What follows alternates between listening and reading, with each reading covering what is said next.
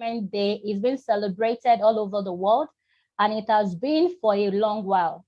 And this time around, the World Environment theme for year 2023 is Beat Plastic Pollution. Our focus today is to take this theme, we conceptualize it as to what it means and how it is affecting our environment. We have a lot of speakers and thought leaders among us today that will do justice to this theme. And we'll be looking at the stakeholders' role, the sustainability of the waste management practices in Nigeria. So just sit put. I believe you are with your notepad because you are going to be learning a lot as to how this affects us as a whole. You know, this theme is aimed to raise awareness and the implementation of these policies across board to the detrimental impact and promote actions to reduce this plastic waste all over the world. So this morning, we have our able speakers here, and the committees are put together, all the speakers, so that we can learn from them. Before I go ahead of myself, I first want to welcome the Vice Chancellor, Afe Babalola University, Professor Elizabeth Samaranda Olarinde, to this webinar. You are so welcome, ma. We're happy to have you here. We also have our president. I'm not sure is around right now, but we also have other guest speakers already waiting here. We have Dr. Adenike Akinshemolu. Is one of our discussants today. You're welcome, ma. So good to have you. And she's also a member of the committee. We're happy to have you, ma'am. We also welcome Dr. Elegbede to our midst. You are welcome, sir. And we are so hopeful to learn from you this morning. Every leaders, every colleagues, and everyone on this webinar, I welcome you to this great event. And I know at the end of today, it will be a fruitful one. Let's just sit put and get ready to learn. It's going to be very, very engaging. So any questions that you have, any comments, you can make use of the question and answer function and post it there. All right, just a bit of housekeeping. Please make sure you are muted so that there won't be any disruption in the communication whatsoever. And we are also streaming live on our YouTube channel so that you can share the link with your friends so that they can join us either on this Zoom meeting or through the YouTube channel. All right, so kindly make sure you are muted, as I said earlier, so that everyone can go well. So for today's session, I will want to welcome the chairperson of the Environment, Natural Resources, and Energy Committee in the person of Ms. Oluwaseyi Ebenezer for our welcome address. You are welcome, Sheyi. You can have the floor. Thank you.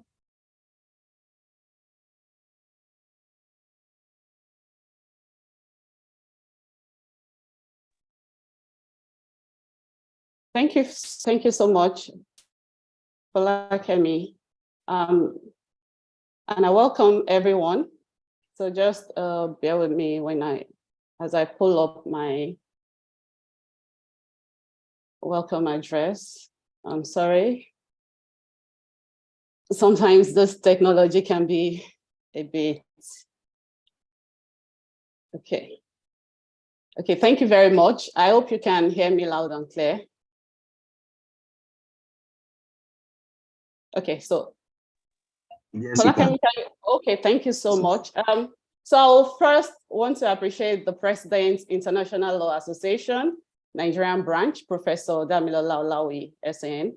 And I know he cannot join us right now and is ably represented by Oludayo Olorunfemi. Thank you so much for joining us.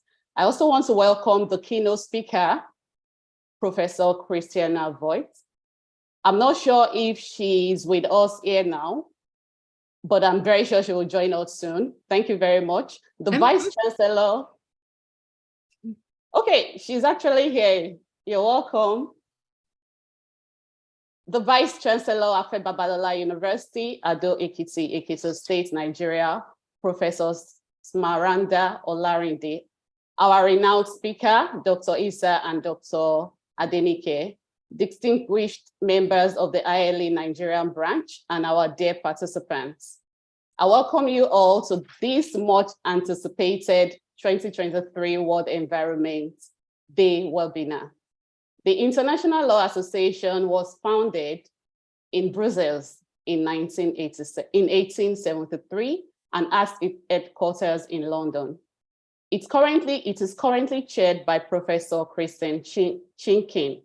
The ILA promotes studies, clarification, development of public and private international law. Its membership ranges from lawyers to non-lawyers.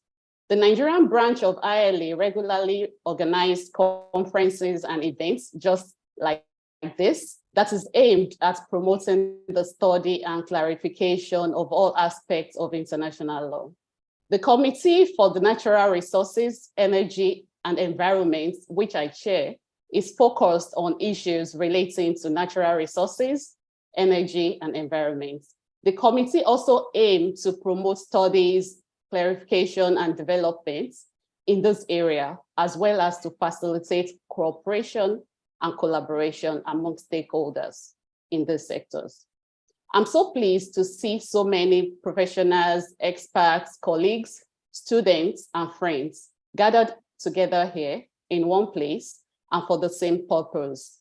This webinar is a unique opportunity for all of us, as the theme of this year's World Environment Day is Solutions to Plastic Pollution. Solution to plastic pollution is the problem that, plastic pollution, I beg your pardon, is a problem that affects all of us. We all, in one way or the other, consume plastic, and thus we are all actors to this global challenge. Consequently, we believe that the path to finding a solution to this menace is through collective efforts. The World Environment Day 2023 Planning Committee members have worked tirelessly for the past month to put forward an unforgettable event. We have attempted to cover as much ground as possible on these environmental issues, and as a result, I've put together a wide array of distinguished speakers from all around the world, and even have a plenary session to discuss the role of stakeholders, as well as strategies for transitioning to circular economy in order to drive change and a lot more. I am confident that your unwavering support and active participation in this webinar will guarantee that this year's event is one for the books. I would like to specially mention our partners, the Institutes of Oil, Gas, Energy, Environment, and Sustainable Development, Afe Babalola University, and Triple Green Environmental Development Foundation, whose collaborative efforts in so many ways have brought this event to fruition. I would also like to appreciate Afe Babalola University, especially the Vice Chancellor, who took time out of a busy schedule to declare open the road campaign organized by this committee on plastic pollution in commemoration of the World Environment Day yesterday, and who is also present here with us to give a goodwill message. I won't fail to mention my very vibrant and charismatic president, Professor Damilola Olawi, SAN, who has been so supportive in every way. Lastly, I want to appreciate everyone present here for your passion for our dear planet, Earth. It is with great pleasure that I welcome you all to this webinar. Once again, thank you, and please enjoy the session. Thank you.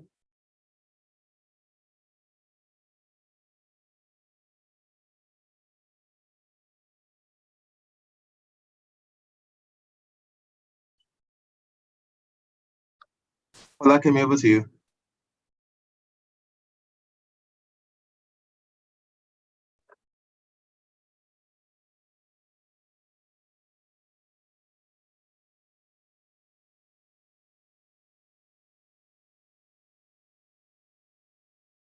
The co-moderator can just continue. I think maybe she's having issues with with our network. Okay, all right, fantastic. Thank you very much. All right, thank you. So I was muted earlier, so I couldn't mute. So, all right, thank you so much, Chairperson. All right, so everyone, right now we are going to be going to the goodwill, which will be delivered by our President, Professor Olawi, Senior Advocate of Nigeria, but is ably represented by the Chairperson, Madam Oludayo Olorunfemi. We are happy to have you here, ma'am. Please have the floor for the goodwill message. Is the Vice President. And it's for 5 minutes. The Vice President of ILA Nigerian branch. You are welcome, ma'am.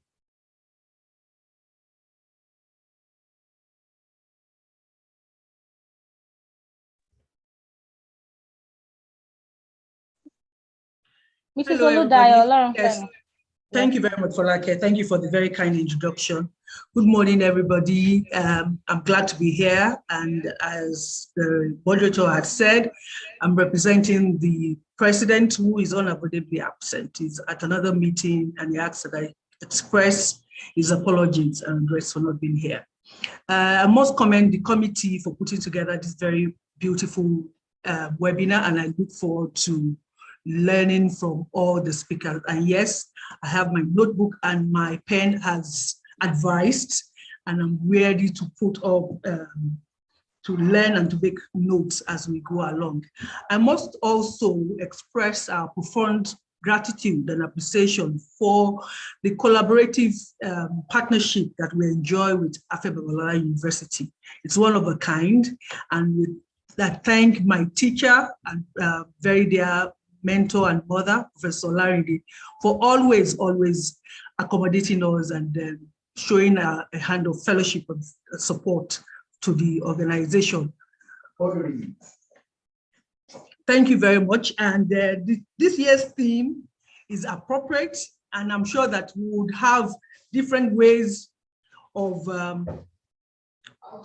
addressing the issue of plastic, you know, and as a problem for the environment. It's a global problem, and I'm looking forward to finding ways how we can reuse, recycle, reorientate ourselves against the problem of plastic waste.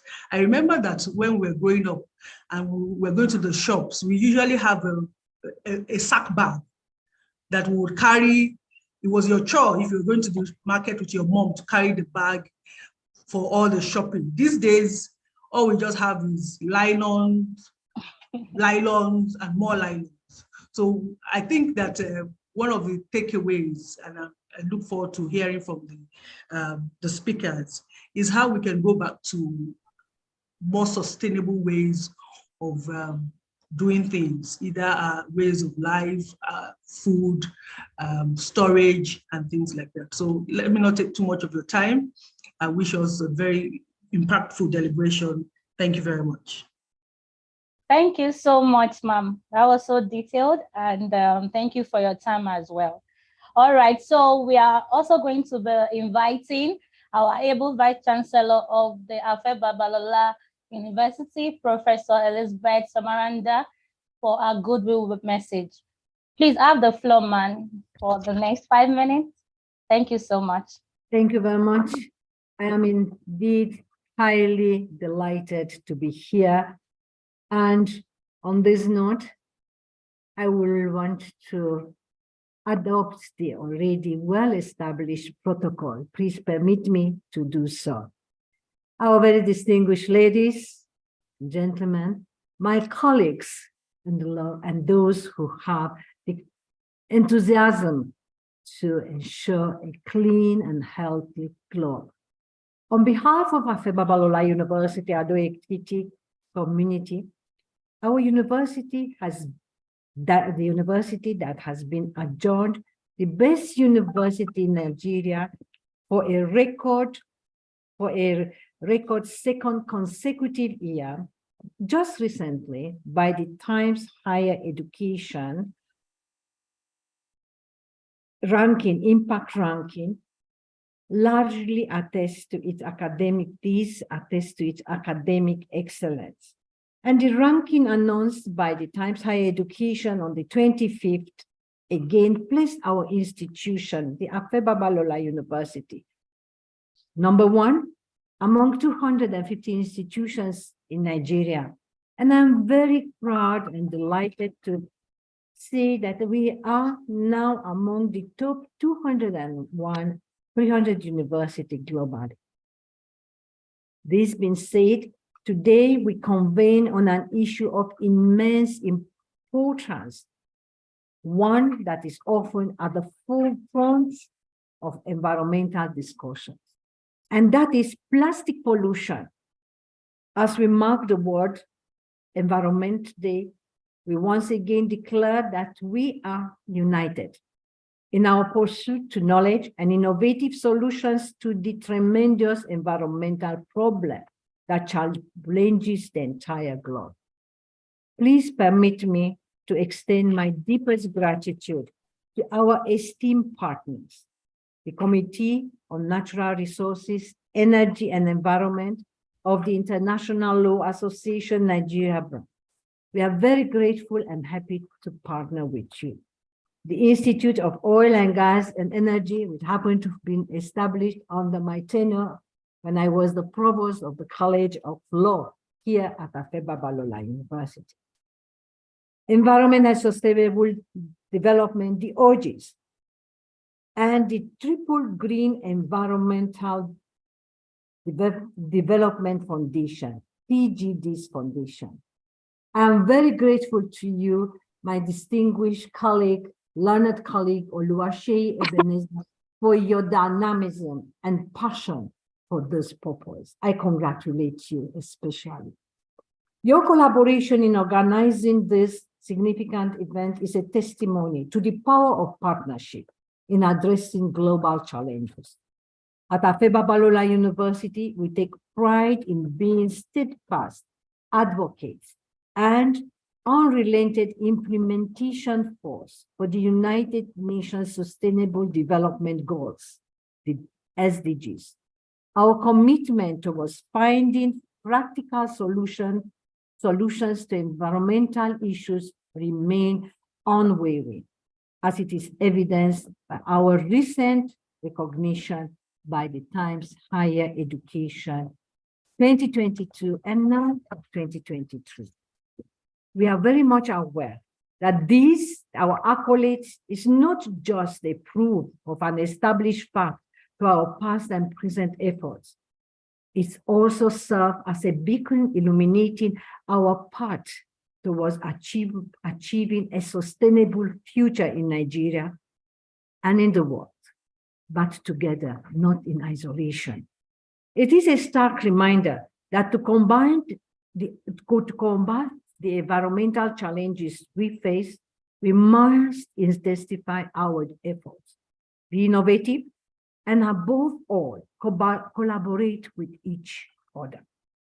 It is in line with our joint purpose, and I quote, to go green, breathe clean, stop polluting the environment, save our planet to save our future. That we have enthusiastically partnered with the International Law Association Nigeria branch, the TED Foundation, to organize today's event. Through this partnership, we strive to foster a culture of collaboration, and I'm reinstate culture of collaboration and shared responsibility towards achieving all 17 UN SDGs, with a special focus today on Goal 12. Goal 12, ensure sustainable consumption and production patterns. We are here today again. Ladies and gentlemen, as we delve into discussions on tackling plastic pollution today, I urge us all to remember that the issue at hand transcends borders and generations.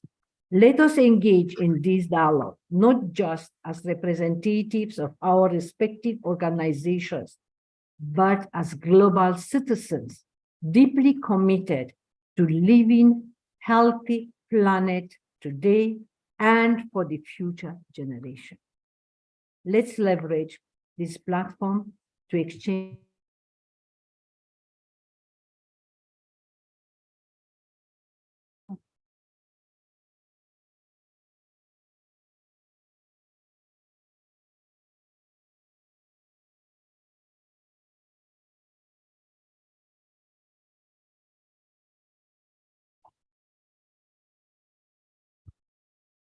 Okay. I believe is a network. Just give some minutes for her to come back. As we all know that this beat plastic pollution is a collective effort for everyone, all Yes. stakeholders. I want to You're just welcome. You're welcome, ma'am. thank you so much. There was a brief hinge. In conclusion, I look forward to a meaningful conversation and practical solutions that will emerge from today's dialogue.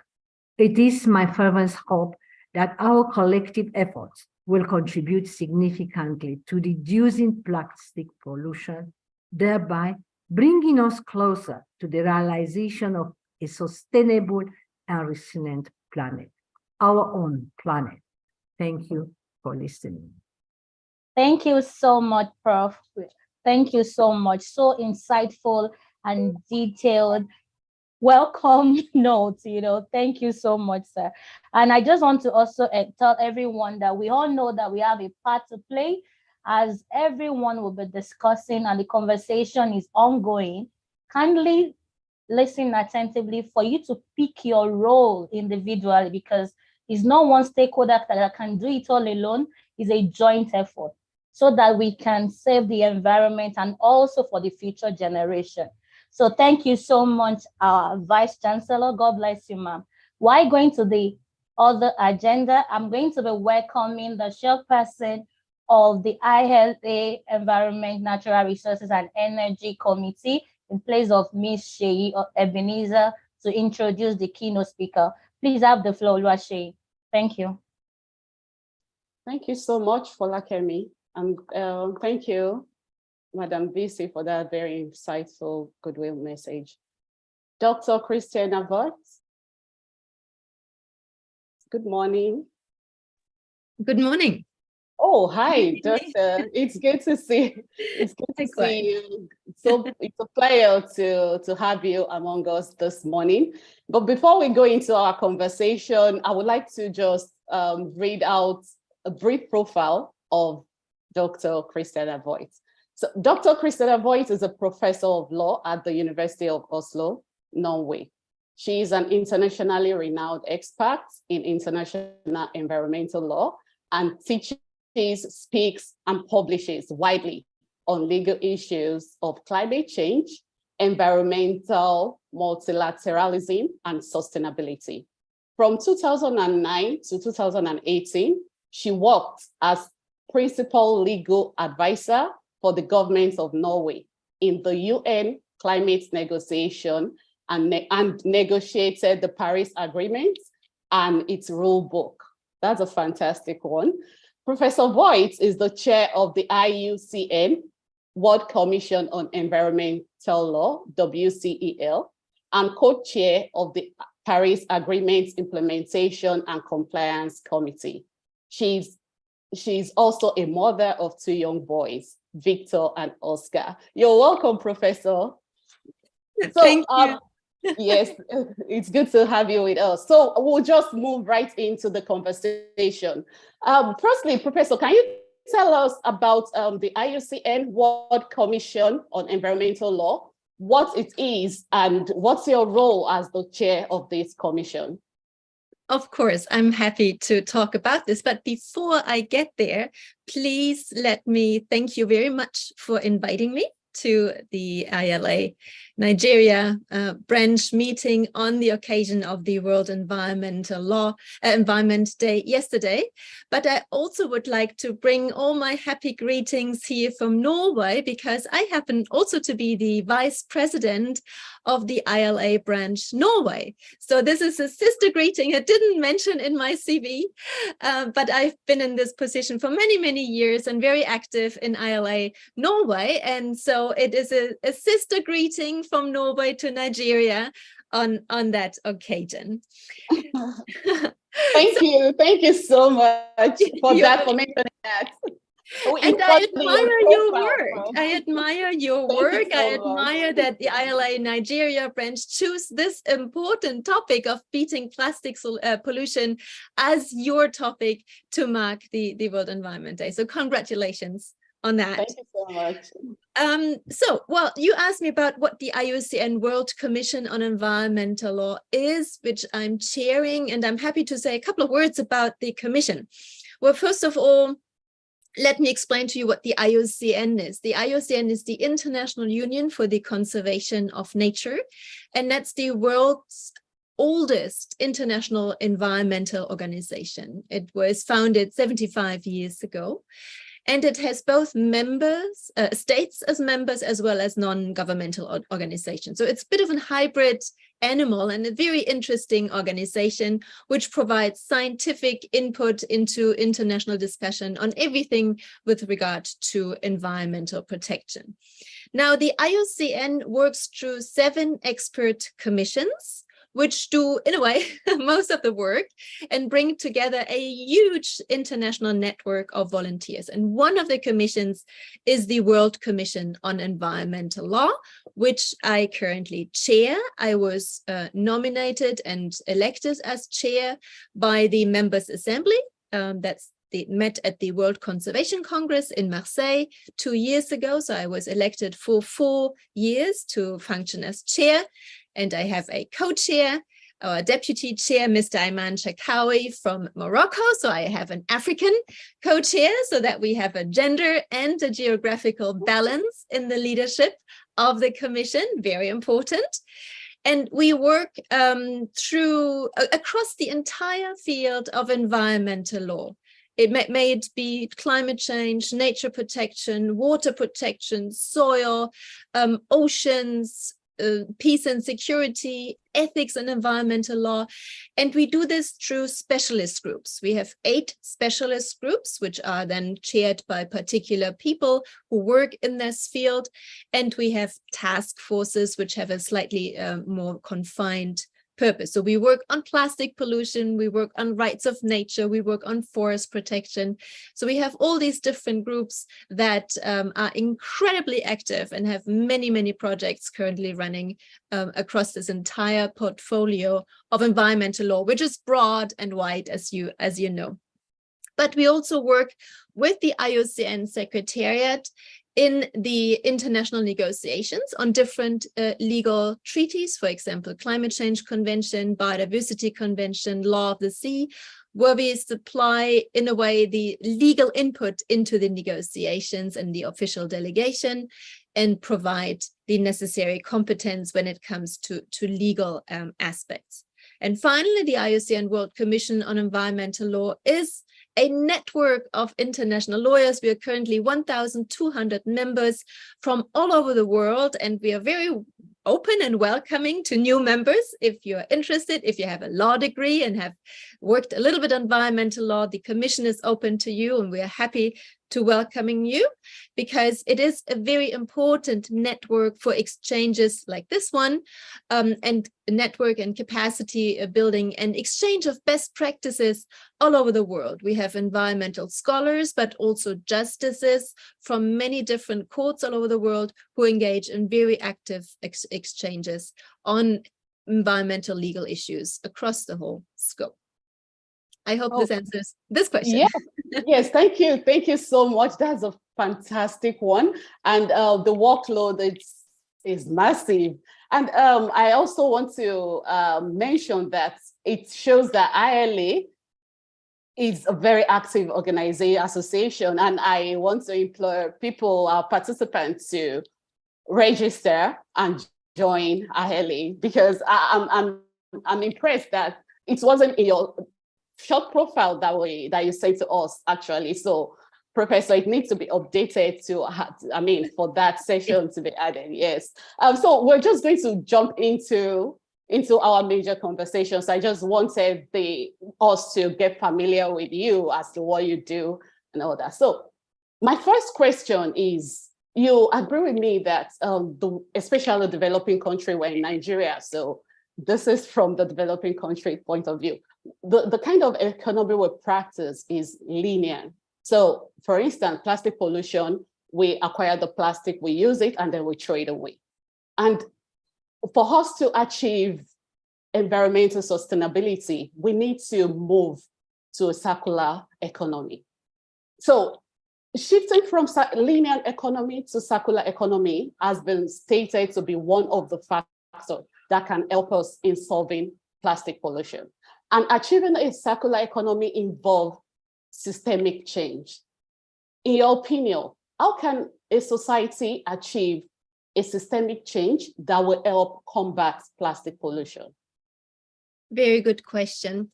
Just one word on systemic change in general. I mean, plastic pollution is a very pertinent problem that needs to be addressed very urgently, but it is one of several crises, one of several problems that the world is facing. It sits alongside with climate change, with biodiversity and nature loss, and is part of global pollution and waste generation. And it's usually referred to as a triple planetary crisis. And the problem here, or the challenge, is that all these different aspects cannot wait. They have to be addressed in a very, very short time window, and they have to be addressed simultaneously. And that can only happen through what you rightly said, transformative changes. Transformative changes are system-wide changes across the entire society, across all aspects, all sectors of the economy, and involving also a change in paradigms and values, and everything that builds up systems, be it law, economy, education, and so forth. And it's very easily said, much more easy said than done, because what we know and what science tells us is that when it comes to these transformative changes and the short time frame within which they have to happen, we are facing something unprecedented. We're facing something that humankind, in a way, had never had to do to that scope and so quickly. And that's interesting, because it tells us also that maybe the tools that we've deployed so far may have to be revised and reconsidered, because we have to do something new. We have to do something that has never been done before. And that, of course, brings to the table discussions like this one. What are the best tools? How can we best address changes that are so systematically deep anchored in society?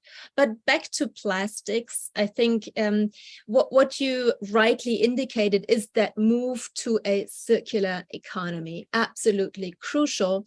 But I think it's very important to spend a little bit of thinking about what a circular economy is. You kind of juxtaposed it to a linear economy, moving from a linear economy to a circular economy. But circular economy sometimes is just understood as recycling the waste. But it is so much more than that. A circular economy has to start with the raw products that feed into the production processes. In the kind of plastics, it's hydrocarbons, is usually oil, and then into the production processes. How are plastic products produced? And then the consumer aspect of it. How do we consume them? Can consumption be reduced? Are there alternatives that can be used? All the way to waste and recycling. But this is only one aspect of the entire circular economy that we need to move into. And in order to make an economy circular, we have to consider all aspects: production, consumption, pollution, and all the way back. And it's only possible to somehow get that into a sustainable circle if production is reduced, if consumption is managed in a sustainable way, and if recycling and waste generation is increased, waste generation reduced, and that hopefully in a spiral that is smaller and smaller, so that we don't have that much generation of waste, but that requires, of course, less products to be produced. So it's a very significant change, as you said, from where we are, and that does not only apply to Nigeria, that applies to many, many countries in the world, to where we need to be. And my thinking is, of course, that requires many parts of society to be part of it. It requires individuals to be on board. It requires the economy, companies, businesses to be on board, but it also requires the law to be there, because it needs interventions, it needs regulations, it needs the internalization of otherwise external costs on the environment in order to increase in or include in the production processes, but also in the prices, the environmental costs of plastic products. It's a fine balance between incentivizing good behavior through law and through other means, whether it's education, but also using the law for all it's worth in order to make a plastic-free world, in a way, a business case. That needs regulations, that needs clear guidance also from the lawmakers. And I think that's a call to lawyers, because we're here speaking amongst lawyers, in addition to a call to many, many, many other actors in society. Yeah, thank you. That's a very detailed explanation of circular economy. And during your explanation, you make mention that if we're going to shift from linear economy to a circular one, it involves every actors within the society. So talk about policymakers, local communities, the students, youth in the society. So every aspect of the society, every actors in the society have a role to play. But then the question is, in communicating this big word, circular economy, most especially to communities, because they are the most impacted when it comes to environmental disaster. So how do we communicate complex technical environmental issues to different audiences, such as policymakers, youth, local communities, who are all actors, important actors in achieving sustainable environment? How do we communicate to them? That's, of course, a very pertinent question, not an easy one to answer, because when it comes to plastic pollution, as much as with climate change or any environmental problem, usually the science behind it is complex. And there are complex causes and effects. When it comes to plastic pollution, for example, plastic accumulates over time. It breaks down into microplastics that again accumulates in food chains. There's a lot of complicated and complex science behind it. And your question is an important one: how to communicate this to those that need to introduce those changes that are necessary in order to move to a circular economy. And I don't think there is a silver bullet of communicating. I think for every constituency, we may have to use different ways of communication, whether it is to decision makers and politicians or members of parliament who are asked to put in place the right regulation. I think for them it's very important to have a sound scientific basis, best available science. And you may know that in the area of climate change, we have the Intergovernmental Panel of Climate on Climate Change that provides regular assessment reports.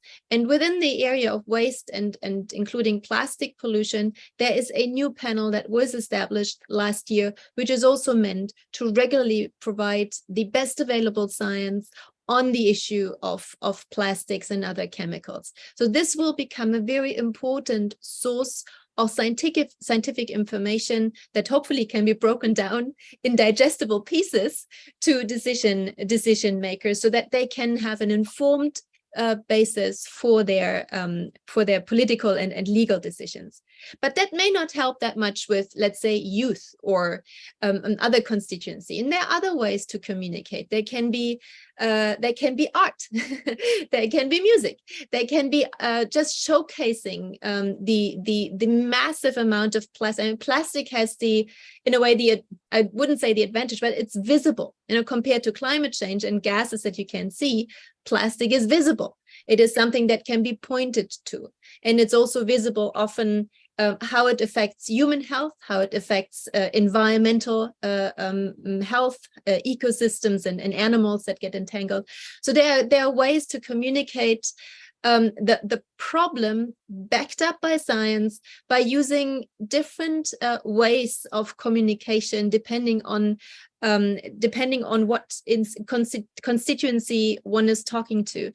I mean, although I'm a university professor, I speak quite a lot to students, to young children at schools, at primary schools, at middle schools, and they are a surprisingly receptive audience because these are the young people that will grow up into a future which will be very, very different from the future that we know with regard to climate change, with regard to nature, but also with regard to plastic pollution. And they're really interested. And I think capturing the minds and the interests and the concerns of young people is incredibly important to have, of course, stakeholders once they grow up that can hopefully raise into positions of powers and do things better than what we've been able to do. But it's not that I want to put everything and all the burden on young people. My point here is only that there are different ways to communicate the science. But when I talk to my students, I usually use, at the university, I usually use scientific bodies, best available science, peer-reviewed articles that I, although they're law students, but I give them science articles to read so that they can get their mind around how to deal with different challenges and what the science actually does and how does it translate into law. Oh, thank you. That's a fantastic one because we both agree that communication of all this scientific issue, it's always a problem. So, and I'm so happy that you're able to explain the different ways we can communicate with different actors that are key, that are very important in this circle. So we've talked about communication. Now I want to ask strategies. We've identified that we have different stakeholders and actors. So what are some effective strategies that we can use for engaging government? We know that private sector to play a very key role in solving plastic pollution. So what are the strategies that we know that we can use to combat this challenge? Well, I think there are, again, similar to the communication, there are different ways to go about. And let's just talk about, let's say, a bottom-up strategy and a top-down strategy. Let's start with a top-down strategy. Because this is equally important, and I'll come back to the bottom-up strategy in a moment. But just going a little back to the problem of plastic pollution, of course, every single country and city and community and village can do a lot about it. But eventually, as we already heard, it is a global problem. It's a collective problem where many sources over a long time have contributed to it and continue contributing, and plastic accumulates in particular areas. And it's also something that can only be collectively solved. And that's why we have currently an international negotiation process ongoing in order to find a global solution, but also to create a global level playing field so that it is fair to everyone as far as possible, but also effective. And that's a process that was started last year. It was based on a resolution by the United Nations Environment Assembly that met in Nairobi. in February last year, and it decided in resolution 5/14 to address plastic pollution with regard, in particular with regard to the marine environment, but not only with regard to the marine environment, through the negotiation of an internationally legally binding instrument to be adopted next year, which is a very short time frame for such a complex issue. And the negotiations happened through what's called an international negotiation committee. And there are 5 meetings of that committee planned. 2 have already taken place. The first one last year in Uruguay, in Punta del Este, and the second one just last week in Paris. And there are another couple of meetings coming up, and hopefully next year, but as I said, it's a very short time frame. There will be an international legally binding instrument, hopefully to be adopted, that addresses the international response to plastic pollution, including in the marine environment. And that's important because a lot of plastics is not consumed or does not end up as waste where it is produced. It's a lot of global supply chain, a lot of trade that it's happening from different parts of the world. And so trying to address plastic pollution in one country alone may not suffice if not these global supply chains are addressed. And the problem of plastic pollution, I'm always mixed up pollution and solution, maybe that's a good thing. Plastic pollution is addressed through addressing production, consumption, and waste towards a global circular economy. So this is one way, one strategy, the top-down strategy through an international consensus of how to deal with that problem internationally, where hopefully every country is coming on board and chips in. And the African countries are a very, very strong force, very constructive in these negotiations because it is particularly important to them. But in addition to this international negotiation process, which is, it's going to be difficult, and there are a lot of compromises, as usually if you work with international law, that international legal lawmaking is always based on compromises, on concessions, on on finding a sweet spot between different positions, because there is no international lawmakers. It's the states themselves that sit around a negotiation table and agree on something that is then hopefully binding on them. So in addition to that, it's very important to look at what can be done from the bottom up through through initiatives that are country specific, maybe region specific, maybe even specific to particular cities. There are very different situations, and try to see what can already now be local solutions, national solutions. There are many ways that this can already be put in place. There are many countries that have a ban on plastic bags, for example, that was mentioned earlier. When we go shopping, for a long time, it's been clear, you just have plastic. This is changing as we speak. It's changing due to bans, or because you suddenly have to pay for bags. And for that reason, people say, no, then I bring my own bag because it's cheaper.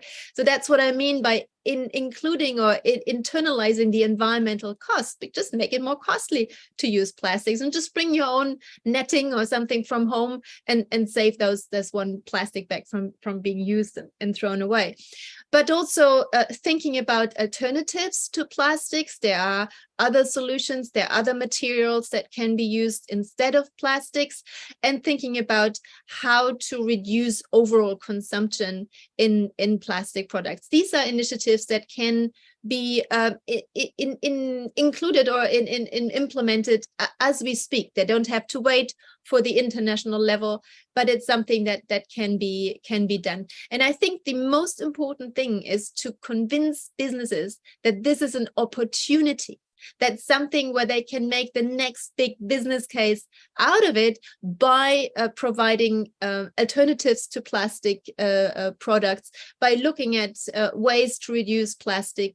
There are lots of possibilities out there, and they have to be a bit intuitive, ingenious in thinking about it, but bringing the corporate sector on board in that transition, in that transformation to a circular economy, I think it's absolutely crucial. So the point is here, the combination both of the top-down as well as the bottom-up strategy is perhaps the best way forward. Oh, thank you. Thank you so much for the fantastic explanation. So we can have only the top-down approach. It has to be supported with the bottom-up, which is a fantastic way of achieving any solution in the global world we live right now. So I think our time is fast spent, but then I have one last question before we release you, because I know you have a very busy schedule. You talked about how you teach your students. So you agree with me that the younger generation play a very key role in this problem, because they are the future that will be mostly impacted by this problem. So education and awareness of this problem is very, very crucial.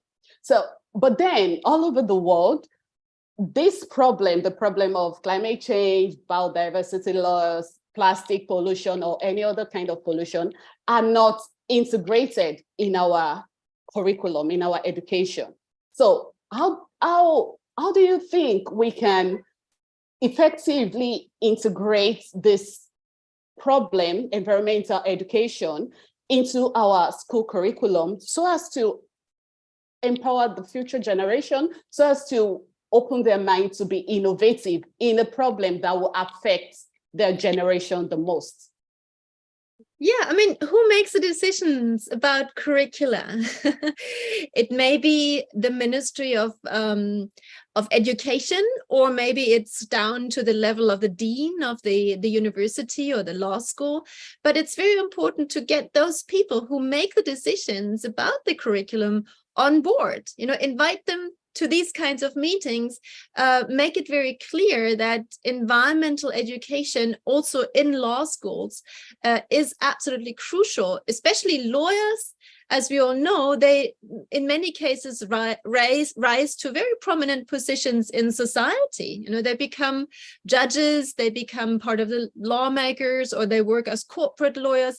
And I think, you know, it's important for everyone, but lawyers have a particular role to play and a particular responsibility. So in particular for law school curricula, it is absolutely crucial to include environmental awareness, environmental law, maybe also environmental sciences into the curriculum. And I speak from experience, because when I started here at the law school in Oslo about 20 years ago, and I wrote my PhD on climate change, you know, nobody thought this was a thing. It was this tiny little niche, and it wasn't big, and you know, nobody really had heard about climate law. But this has changed drastically, and now environmental law is one of the main priorities of the law school, and that's basically due to also the leadership of the law school, the dean and the deanship. We have 3 deans being aware of this is an absolutely crucial part of the legal education, in addition to, you know, many other things, but environmental law as well. So there is a change in consciousness, but also change in society, which, you know, is a dynamic development which pushes into including these important things into the curricula. Just one word, I don't want to sound like, you know, as I said earlier, like everything is pushed down to the younger generation and hopefully they will find the solution. And that I think is not the right way forward. I think we cannot relieve ourselves of the obligation to act, and to act now and to act quickly in order to sustain those rights of those that are young today, or even not even born yet, to a future that also has a, you know, healthy and sustainable environment. There will be changes, and we know the world is changing, but that doesn't mean that we have we have to act right now in order to sustain that future for those that are young today. All right, thank you so much. And let me just mention that I like the fact that we don't have to push everything to the younger generation. Of course, we, the older generation, myself inclusive, we are the one that are really polluting this environment. And this environment we're supposed to audit to handle it in a way that will be sustainable for the younger generation. So yes, we can't push everything to them to handle. We caused this problem, and so we have to also be part of the solution. I thank you so much, Professor Voigt. We have some question. Okay, so yes, I can see a question. And please, if you have any question, you can just put it in the chat, and then I'll read it out. We have a question. Looking at the current situation in our country, that we are having a new government, that's Nigeria, that we are having a new government at the federal and at the National Assembly. What will be your advice to the executive and legislative arm of government towards addressing plastic pollution in Nigeria? Oh, that's a difficult one. But what I see in many countries is that sometimes parliaments establish independent scientific advisory bodies, a committee or something that consists of independent experts in a particular field, whether it's climate change or nature or plastic. And I think this might be very important or might be very helpful way forward to have a scientific committee that can advise the government or parliament, depending on where you want to situate it, but where there is independent input into the decision making. So you don't have any, I don't know, corporate capture, or you never know, which interests may pull in one or the other direction, but have an objective input into the decisions that have to be made by government. So that might be one way forward, but also, of course, expensive possibilities for inclusion of a broad of all relevant stakeholder and rights holders in society in the decision-making processes through hearing processes and inclusive decision-making is often very important, because these complex issues require, as you rightly said, a whole of society solution, which also means that whole of society needs to be included in the policy and in the decision making, because there are many different aspects to consider, whether that's human rights or it's environmental standards or whatever it is. So it's very important to have very inclusive and broad and well-designed participatory processes to enable everyone to raise their voice and being heard in something that affects us all, and it affects the future of the entire society. Well, thank you so much. So we have some other questions, but then I will just ask two more questions, and every other question can be sent to our email, and we'll forward it to Prof, and then we'll have a way of sending it back. Prof, there's another question from Oni Inagwo. I'm sorry if I didn't call your name correctly. Stevenson. How might environmental racism impede implementation of plastic pollution containment in Africa? Do you want me to read it again? Yeah, I cannot. Can you just see it again? I didn't understand. Okay, How yes. environment? How might environmental racism impede implementation of plastic pollution containment in Africa? I think, how might environmental racism affect the implementation of plastic pollution containment in Africa? Yes, environmental racism, right? Yeah, that is a really important question, because in a way, environmental injustice often demonstrates itself by having the worst environmental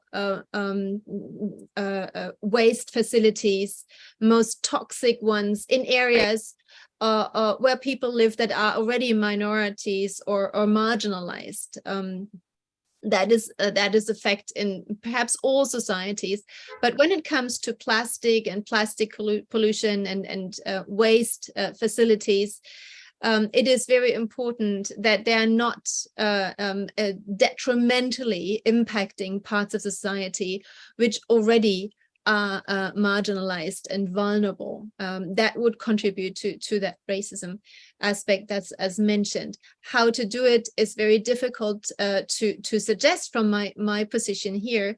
But I think when it comes to waste facilities, what is very important is a very good zoning and planning legal system, so that you have a good understanding of where in the territory, in the area around cities or villages might be good places to deal with plastic waste, whether it's incineration or accumulation facilities of plastic waste.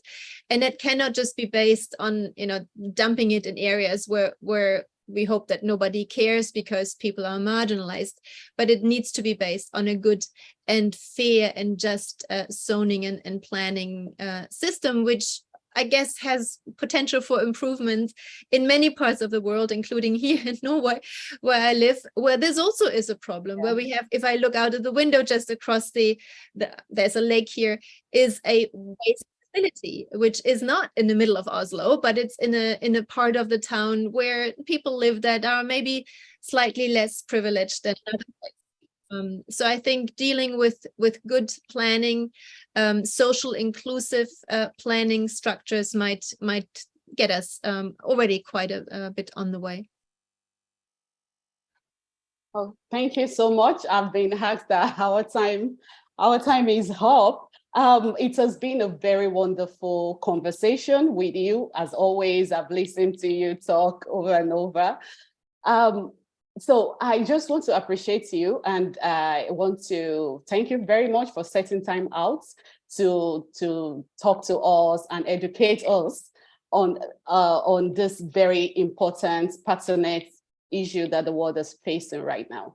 Thank you so much, Professor, and I hope for more collaboration and partnership between IUCN, ILA, and ILA Nigerian branch. Thank you so much for your time, Professor.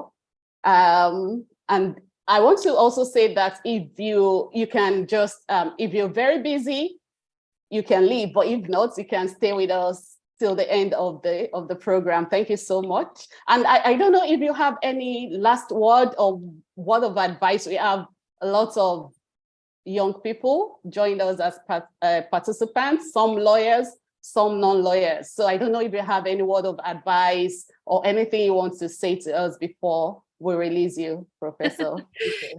Well, first of all, the thanks is on my side. I really appreciated being invited. It's a great honor. It's a great privilege. And it didn't take me 10 seconds to say yes. So thank you so much. It's been a wonderful conversation where also I learned a lot. So that's always mutual. Learning is never only one way to the other. It's always going both ways. So thank you for having me. It was a wonderful opportunity to delve deeper into something we all care about. My last advice maybe is I often meet lawyers who think, oh, no, what does law have to do with it? It's policymakers, it's scientists, but as a lawyer, what is my role?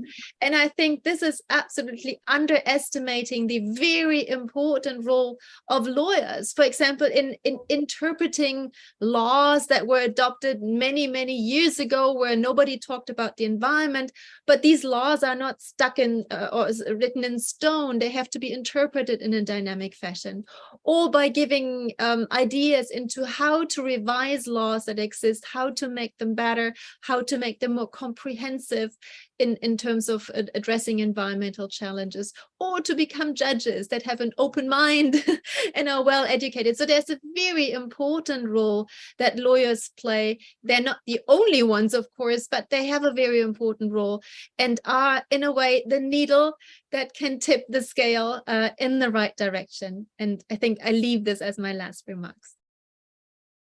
Yeah, thank you. Thank you so much, Professor Burt. It's a pleasure to have you here. It has been a fantastic conversation. Thank you so much. And yes, you can have your leave. Before I hand over to the moderator, I just want to recognize the presence of Dr. Akinyemi Akinyugba. Dr. Akinyemi is the state coordinator of Ekiti Nigerian Erosion Watershed Management Project in Ekiti State. I don't know if he's still with us. We can just, the technical crew can unmute him to just say 1 or 2 words. Thank you.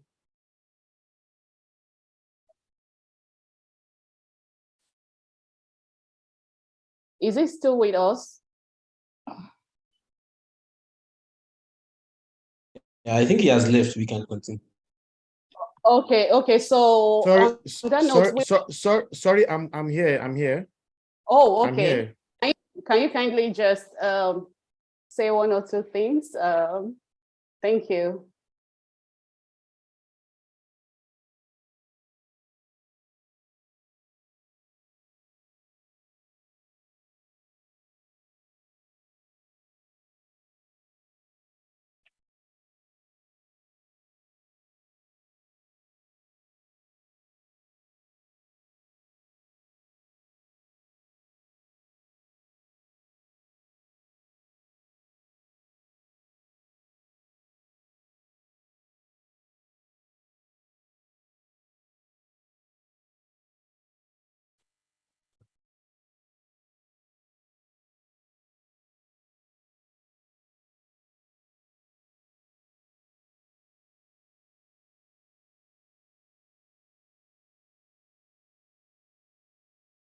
All right, can we go?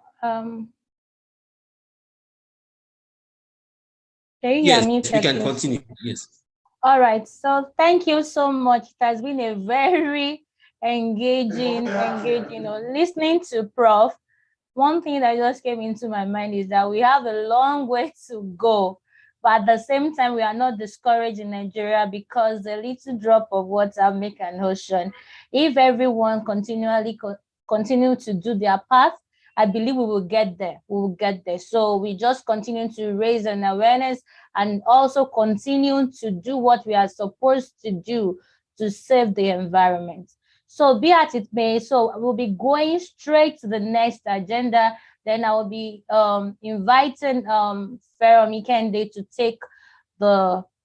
take charge and moderate the next session. You are welcome, Feromi. Thank you very much, Folakemi. And I'm pleased to be here as well. Thank you very much to everybody who's joined. And for those who joined midway, we hope you are you're gaining as much as we started the session. So we're progressing to the next session right now. The next session is going to be anchored by two distinguished presenters. They will be making presentations on our theme for the day or for the year in respect of the World Environment Day. I would start with Dr. Issa Elegbede. I'll do a brief intro for Dr. Issa Elegbede. Dr. Issa has experience in environmental sustainability, circular economy, climate, smart blue and green economy, social ecological systems, and sustainable consumptions. Dr. Issa is a trained health, safety, and environment specialist. He is also a certified ISO 22000 Food Safety Management System, a lead auditor, and a certified ISO 9001 Quality Management Systems lead auditor as well. Also, through his affiliated engagements, Dr. Issa is a UN CEFACT expert on life cycle assessment and techno-economic analyst expert of environmental resources. Dr. Issa is presently the deputy chair of the IUCN, CEESP, and CGER of Switzerland, and a fellow of the Future Earth Coast. Likewise, he is affiliated with the Lagos State chapter, Lagos State University, OJO, in a lecturing capacity. Also, he was the head of research, innovations, and development at SEI Global, where he managed and implemented various projects from NSF to the USAID, for the NSF, for the USA, for European Union, and for German companies as well. Dr. Issa has committed to knowledge dissemination in Africa as a diaspora expert under the German governmental agency, the Deutsche Gesellschaft for International Zusammenarbeit, and the German Federal Employment Agency. Several awards and grants have been awarded to his credit in this regard. Finally, Dr. Issa has participated, contributed, and volunteered in several international capacities and collaborative ventures, in many SGD goals across the globe. He's an alumnus of the graduate programs in oceanography at the Sao Paulo School of Advanced Sciences in Brazil, and an honorary member of the indigenous and community conserved areas in Switzerland. Ladies and gentlemen, it's my pleasure to invite Dr. Issa to make his presentation. Hi, Dr. Issa, are you there?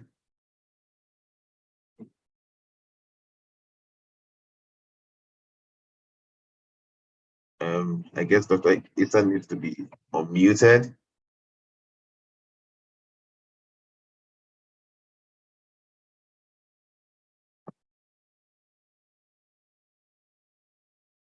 Okay, are you here?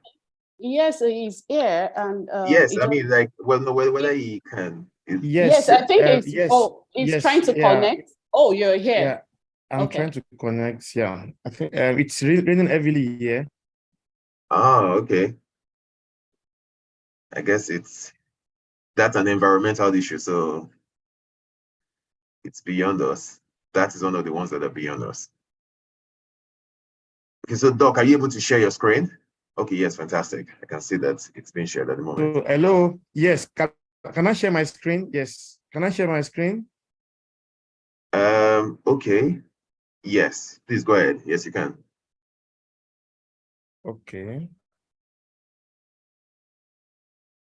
Yeah, can you see my screen clearly? Yes, we can now. But if you can probably just move to presentation Hello, mode. everyone. So can you see my screen clearly? Yes, Doc, can you hear me? Dr. Issa? Yes, yes, we can see your screen. Can you see my yes, screen? we can. Yes, we can. Yes, we can. Can you see my screen? Hello? Yes, we can see your screen. Please go ahead. Can you see my screen? Dr. Issa, yes, we can see your screen. Please go ahead.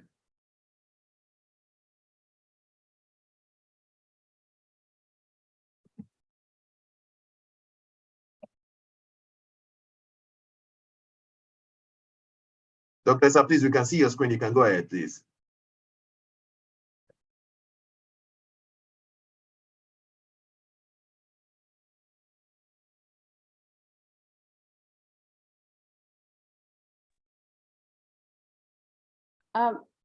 Jeremy, I think we should just move to the second. Okay. No. Hello. Yes, I'm here. The network is fluctuating. Yes, that's fine. Yeah. So okay.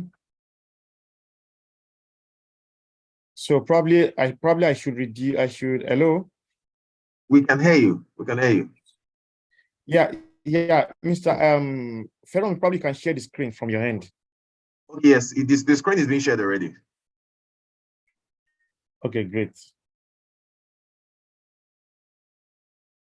Abraham, if you can please just put it in presentation mode. Okay, yeah, it's fine. So really sorry for the itch in the network. In fact, it's really absurd. However, I'm going to start the presentation. So can I start now? Mr. Ferron. Please go ahead. Please go ahead, Dr. Issa. Can I start? Please go ahead. Yes, please. Okay, yeah. So I'll be thanks to the previous presenter, Professor Voigt, and as well, I would like to also mention here that I am also a deputy chair of one of the IUCN commission, which is CISP, and as well the deputy chair of SIGA in IUCN. So we'll be talking about how to transition to circular economy, especially having a sustainable waste management practice in Nigeria. Next slide. Next slide.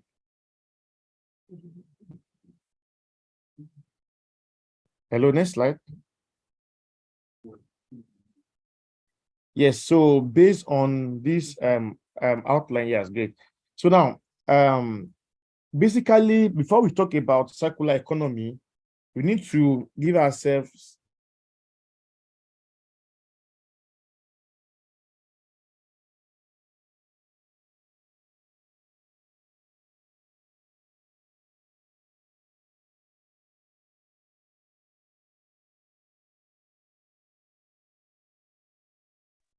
we need to give ourselves updates about what a resource is.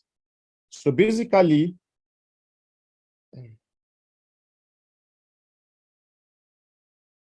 yeah, back to previous slide, please. Previous slide.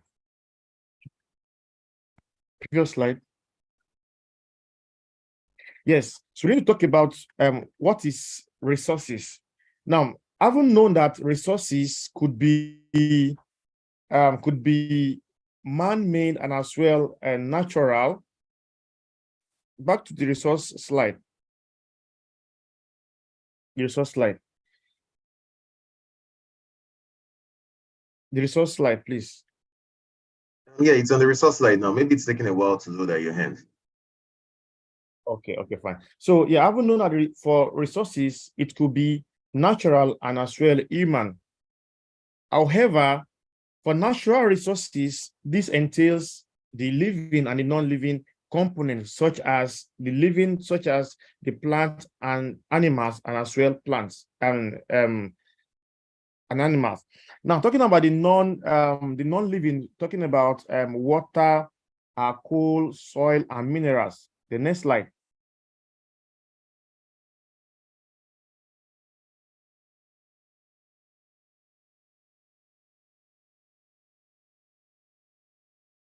Now, why are we talking about circular economy? Why circular economy?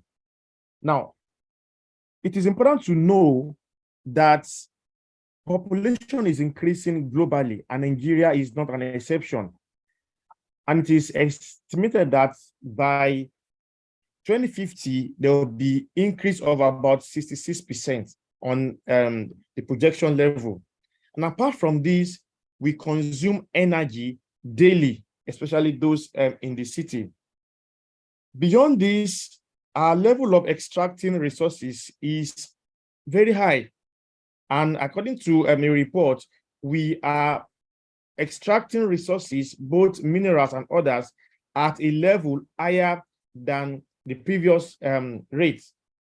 Then also the rate at which we generate solid waste is also increasing, and as well, our consumption level are very high. Next slide.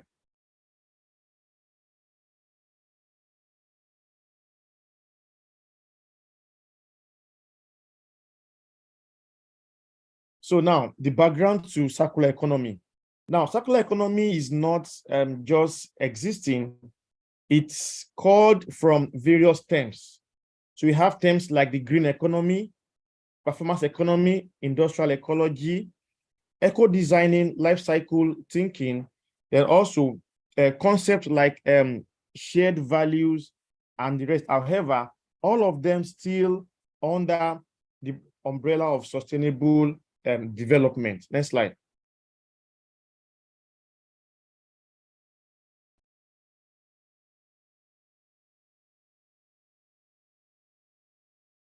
Now, on circular economy issue, we have been contributing to ensuring that for Nigeria especially, there's need to explore the opportunities surrounding circular economy. For example, in 2020, we're part of an awareness team to recommend the Nigerian government to consider circular economy in our policies. Apart from this, also with SOA America, we did an advocacy program in Nigeria to see how we can look into moratorium on our deep seabed mining. That is to be able to see how to ensure control on extracting our natural resources in Nigeria without polluting them. Next slide.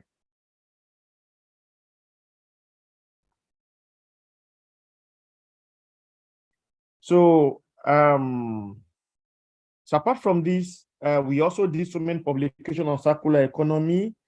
We had a publication on circular economy standards, that is the regulations that needs to be followed when embarking on circular economy, published in Springer, and as well looking at how to explore seafood resources for circular economy. And apart from this, to also look at our wood waste management. Instead of us going to the forest to cut trees regularly, how do we sustainably manage the wood that we have, especially the waste of the wood that we use in our domestic, on our life, continuous existence. Next slide.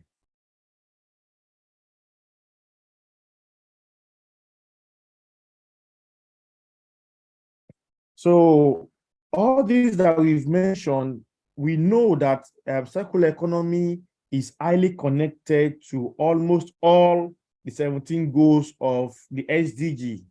However, we could say a circular economy is primarily concerned with talking about clean water and sanitation, having affordable energy and clean energy, decent work and economic growth, sustainable cities and communities, consumption and production that are responsible, climate action, conserving and protecting life below water, and as well life on water. So, however, circular economy is interconnected with all the SDG goals, and particularly for the sake of this discussion, I want us to look primarily into SDG 17. How do we enhance partnership towards understanding circular economy, and as well towards implementing circular economy as a robust concept, particularly collaborating between the global north and the global south? Next slide. So now, there's a question that says, where do we belong? Are we at the circular economy yet, or we are still around the linear economy? But I would like to mention that recycling, we are still under recycling economy, because we take our resources, we make it, we recycle, we use, and we put them into our waste. But we are yet to get to the circular economy, because circular economy is very complex and highly robust. However, the main goal of circular economy is to ensure minimal waste. It is not possible to have zero waste. However, to see how we can have minimal waste. Next slide.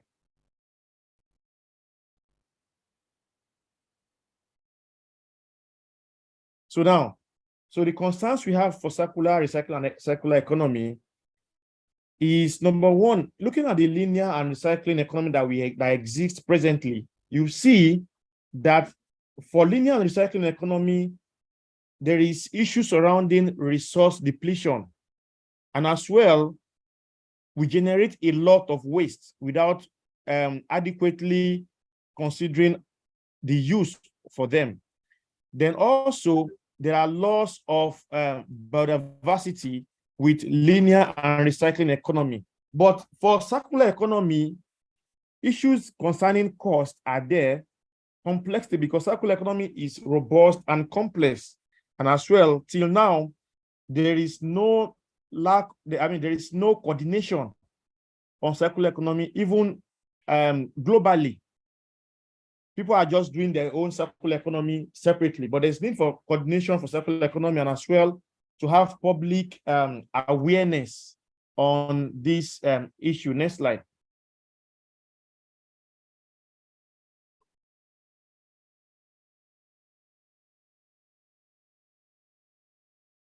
Yeah, so I want to also let us know that circular economy is not something that is new to us in Nigeria. In our olden days, we have traditions that still relate to circular economy, although we might not have, we are not there yet. For example, in Nigeria, we have in the local adage, they call it paro. We have some people in the olden days, they usually take bucket to replace clothing. It's used in Nigeria, but now those things are fading away.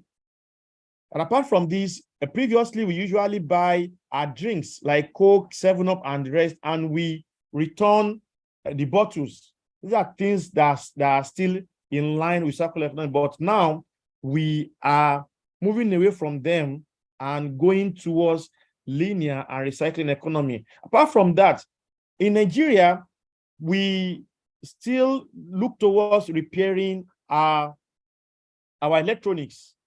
For example, since my stay in Germany, it's very expensive also to repair electronics, but yet we still repair electronics.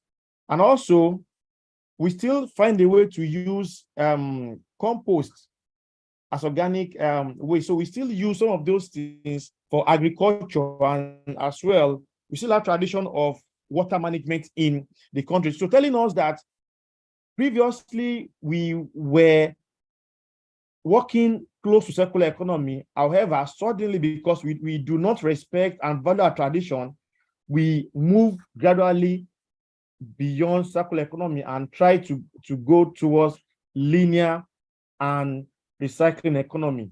Now, this is circular economy system. Now, the system tells us that resources could be renewable and finite. However, it tells us that for renewable resources, it requires reuse and as well recycling. Likewise, for some resources that are not renewable, it requires redistribution and recycling and others. So this is like a complete component of circular economy, according to Ellen and MacArthur Foundation. So telling us that circular economy is not just about reusing and exchanging. It's a complete, holistic, and robust process. Yeah, next slide.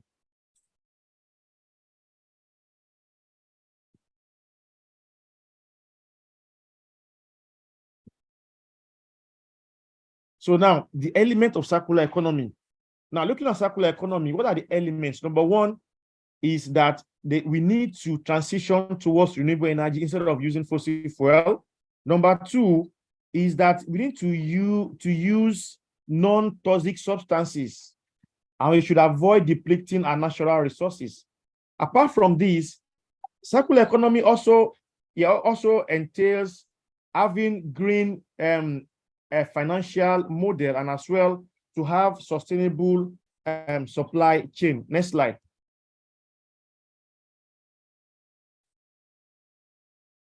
So this is the practice that we have in circular economy, looking at the value chain from supply to the end of first life. You realize that we need to reduce, replace, and as well to ensure we optimize how we use our resources. These are practices that we need to explore in order to transition to circular economy. Next slide.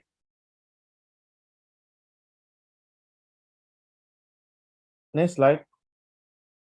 So, like in Nigeria, particularly Lagos is working towards waste recycling, however, not circular economy. And in Nigeria, we are yet to get a policy on circular economy as well. Next slide.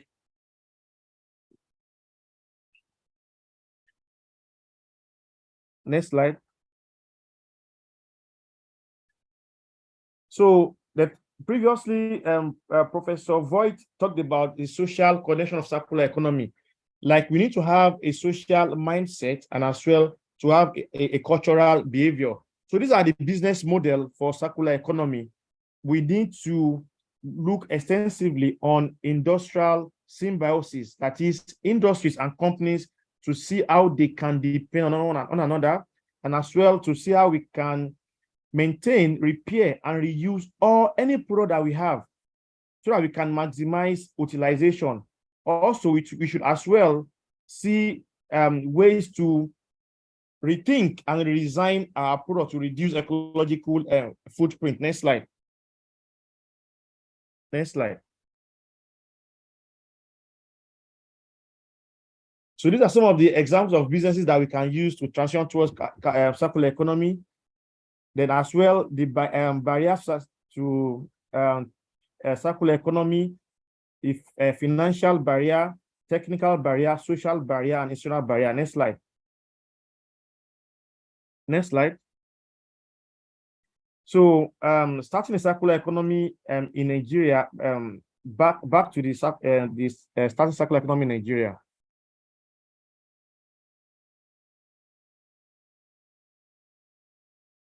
So to start circular economy in Nigeria, these are models we can explore. Number one, to look for a niche, to look for how we can locate any waste you can bring back to the loop. And apart from this, create a business plan, register your business, try to collect necessary permit, and as well, look for branding and also find ways to actualize the business and market the business. Next slide.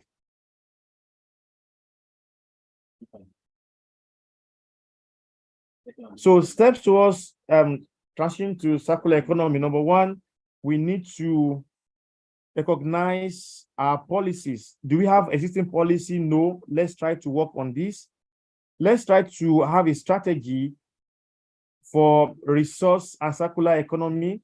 Then let's try to also look at how we can collect data. We need to collect data. Then let's see how we can ban some waste to our landfills. Then create so many businesses on this, and as well, then let's see how we can also ban collecting glasses and also all some other products. Apart from this, we need financial instruments. Let's see how we can have new investment to tackle the waste crime, and also we review our packaging system. Next slide. Next slide. So in conclusion, to transit to circular economy requires an holistic approach that include social, ecological, environmental, institutional, and as well cultural inclusion. So based on this, we need to put all our hands on deck and see how we can transit adequately towards circular economy. Thank you so much. I'm really sorry for the network. The network is really important here. Yeah. Fantastic. Thank you very much, Dr. Issa Elegbede, for the very detailed and insightful presentation.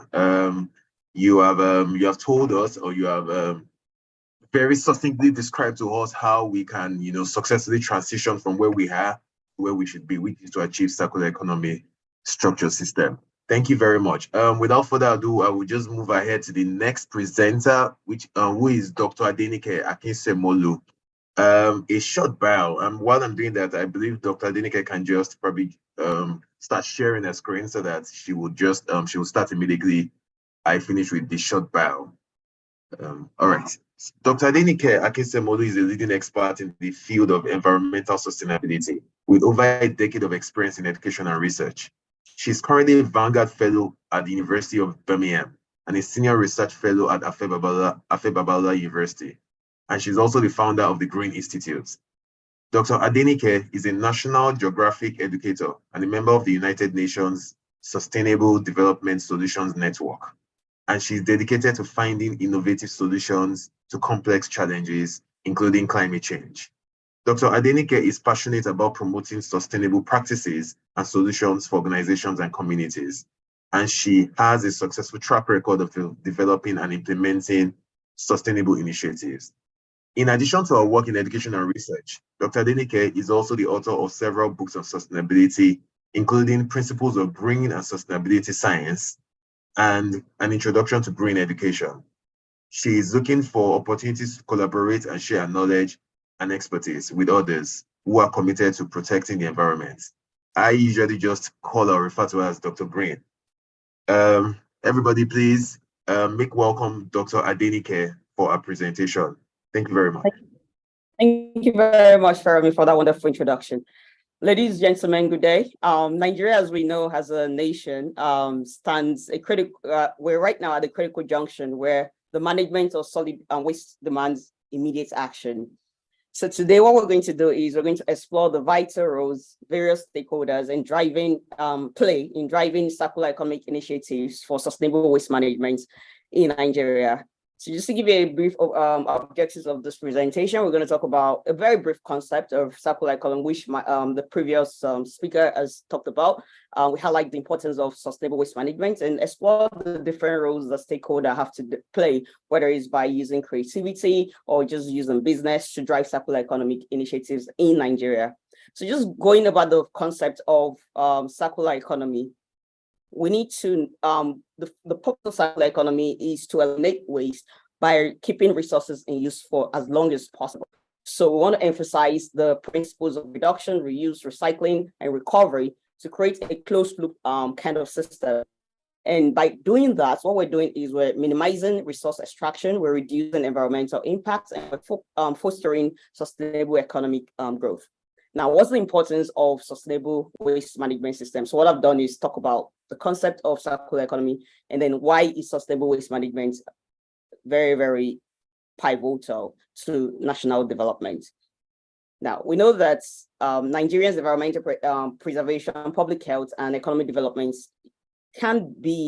is something that is very critical, and then proper waste management plays a significant role in reducing pollution, in conserving valuable resources, and of course, mitigating the impacts of climate change. And by adopting sustainable waste management practices, we can promote circularity. We can, through recycling and upcycling, we can also recognize the significance of sustainable waste management, how it motivates different stakeholders to actively engage in driving circular economy for a cleaner, for a healthier, and for a more prosperous Nigeria. But first, I want us to address the critical issue that demands our urgent action. And just looking at statistics, Nigeria as a nation generates a staggering 32 million tons of solid waste every year, and that's a lot. And this might be very, very daunting, but what we need to see is that it presents a unique opportunity for sustainable growth, for job creation, and environmental preservation. And the scale of waste generation in our country necessitates this urgent action. And for us to achieve this, then we need collaborative efforts from all stakeholders. Let's look at the next number. The theme of this World Environment Day is beat plastic pollution. And of the 32 million tons of waste that is generated in Nigeria annually, 2.5 million tons is plastic waste, which is a lot. And most of which 70% ends up in our landfills, in our beaches, in our water bodies. If you go to a lot of landfills in Borno, in Aba, in Osun State, in Lagos State, we can see that we have lots of plastic everywhere, and over 200,000 tons of plastic from Nigeria end up in Atlantic Ocean. And this is very, very disturbing.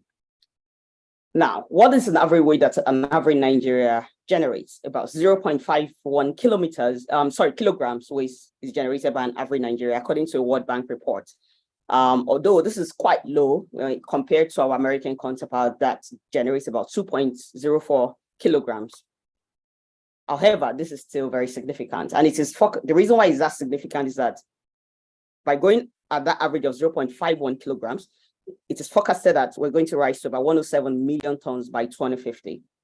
Now, you can see that as a problem, but I see that as a solution.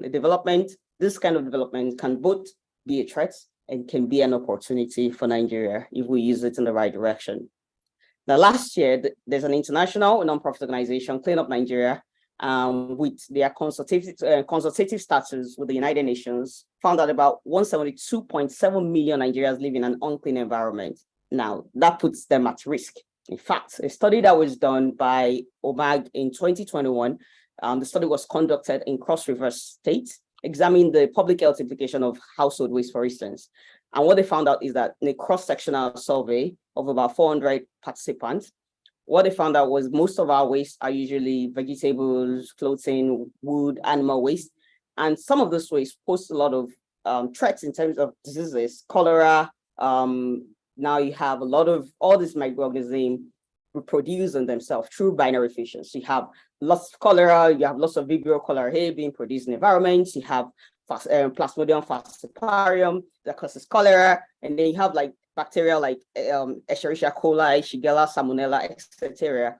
And all this are they're producing themselves a lot because of the waste that we have in the environment. And this can, in fact, lead to cholera, malaria, Lassa fever, and diarrhea. And just looking at the statistics, you can see that cholera is about, malaria accounts for more, it's more prevalent. It accounts for about 48%. So why is very, very important for us to manage our waste sustainably. And in 2021, Nigeria joined the multilateral initiative against plastic pollution. The objectives of this national policy was to promote a clean and healthy environment, promoting private sector investment in solid waste management, and ultimately creating wealth and employment from waste management. But 2 years later, what comes close to this circular approach in Nigeria are the operations of informal recyclers. All the, like when you go around, you see a lot of people picking up waste and selling it to recycling plants. And some multinational companies like Coca-Cola have been able to come up with some initiatives to recycle and use the solid waste. So now let's go to the point of this presentation, which is stakeholders. So who are the stakeholders? We have the government, we have non-profit organizations, we have research institutions and academia, community, local communities, private sectors. These are all the stakeholders. We're talking about government, you're looking at the Ministry of Environment, you're looking at the Ministry of Finance, looking at the Ministry of Science and Technology, and looking at all these agencies. They have to come together in a concerted effort to make sure that our waste are managed sustainably. Now let's go straight to the government. What is the role of the government? The government plays a very, very pertinent role as a stakeholder in driving circular economic initiatives, as been identified by previous speakers. And they have the authority to implement policies, regulations, and legal framework to promote these sustainable practices. And by setting targets and strategies for waste management, the government can provide a roadmap for stakeholders to follow. So they give us the roadmap, and then we can, as business owners, as academia, we can tailor our businesses to make sure that we follow those policies and regulation. And also, governments can also provide financial incentives to encourage businesses and individuals to adopt circular economic practices. Things like grants, things like microfinance loan, etc. And they can also support research. Government can support research and development to advance the innovative solutions in waste management. Let's look at the role of non-governmental organization. Now, in Nigeria, a lot of non-government organizations are actually playing a more active role in this space. They are very instrumental in raising awareness, because the first thing in any society, for change to happen, you have to first create awareness. So they raise awareness among the public and among the stakeholders, other stakeholders, about the importance of sustainable waste management. And through their advocacy, non-profit organizations work towards influencing policy changes that promote these practices. Just because of our time, I'm going to go straight to the next stakeholder, which is research institution and academia. And research institutions, they do conduct research on waste management practices. They develop a lot of technology, and hopefully that technology translates into policy recommendations. They contribute to innovations in recycling, upcycling, waste to energy technologies. They collaborate with governments, private sector, academia to implement these changes. Also talk about community participation. I think this is the most pertinent of all the most pertinent group of all the stakeholders. Because local communities, they can play a role in vital role in waste segregation from the source, so separation of waste and recycling, and also in upcycling. Local communications can come up with cleanup drives and awareness campaigns, just like what some of the events that happened yesterday with the World Environment Day everywhere around the world, and even with the events that we're having right now. Yesterday there were a lot of roadwalk. There was a roadwalk. And just creating awareness and driving that change. And hopefully that awareness can translate into action. So yes, the community do have a lot of role to play, especially at the grassroots level, because they can create a culture of sustainability and in long term ensure the success of circular economic initiatives. Now, private sectors, again, they invest in a lot of innovative technologies and infrastructure for sustainable waste management. So collaboration with private sector and government is very vital in developing recycling industry. It's just like right now in the petroleum industry, which is we have a collaboration of a private sector with the government. So if we can have those kind of initiatives in the waste management industry, then that would be perfect, and that would be a very, very good marriage of institutions. Now, let's go into the practicality of all this. There's a challenge called Afroplastic Challenge that I was privileged to be a judge on, and the aim of the challenge is to reduce marine plastic pollution in sub-Saharan African countries by developing and scaling innovative solutions to plastic management. And they hope to also promote gender equality and empower women and girls. So this challenge was sponsored by the government of Canada, and it was executed or delivered by Challenge Works. And what they did was they awarded about £4.1 million to 9 innovators in sub-Saharan Africa.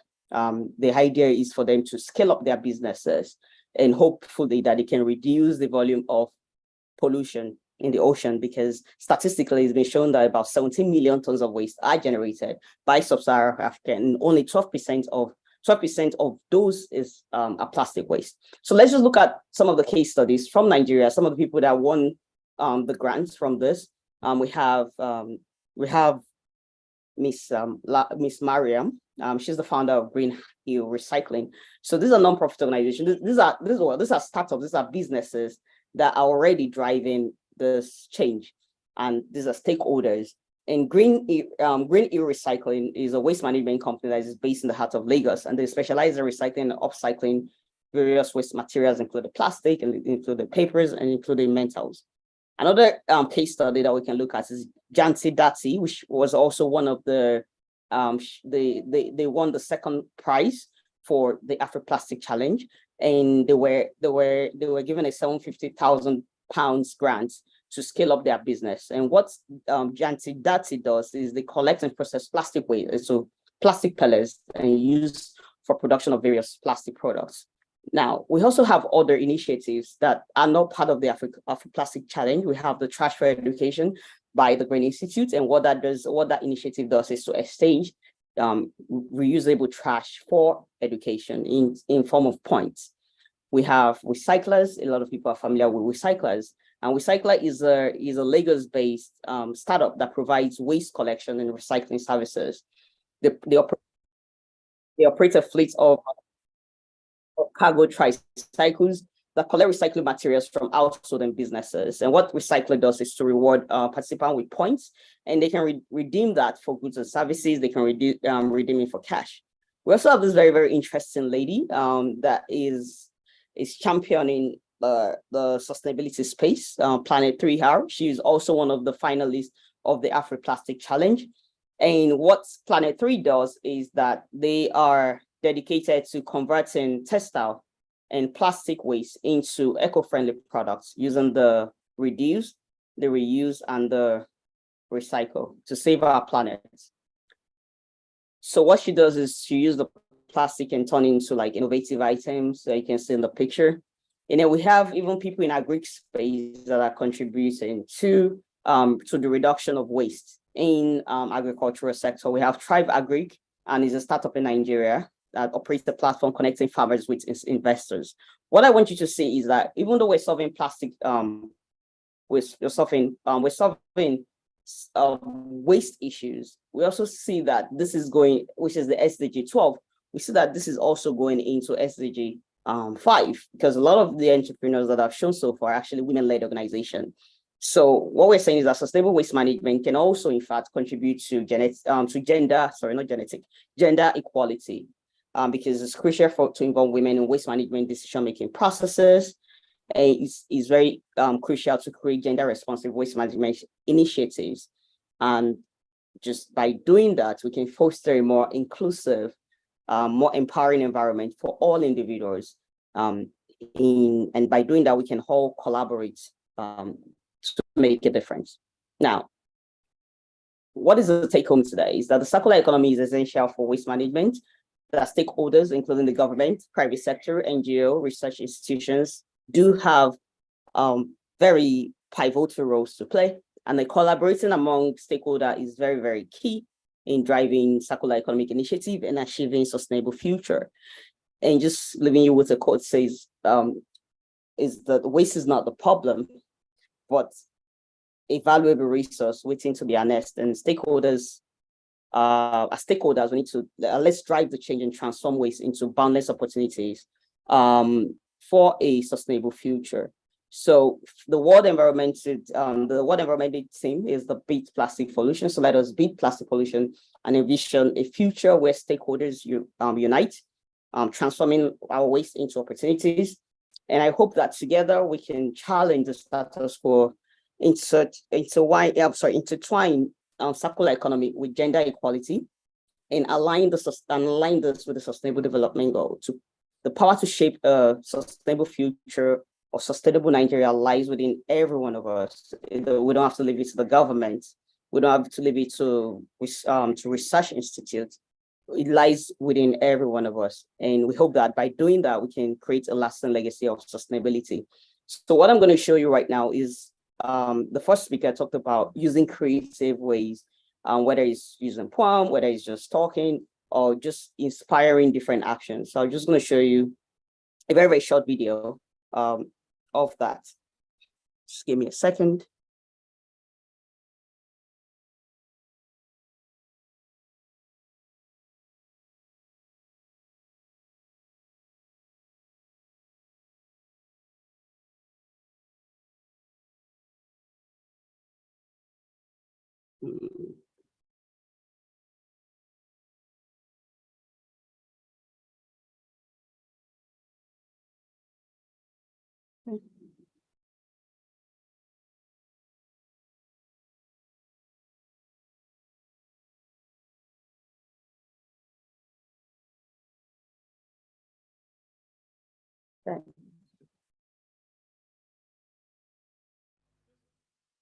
Today, in my hands, I hold two choices.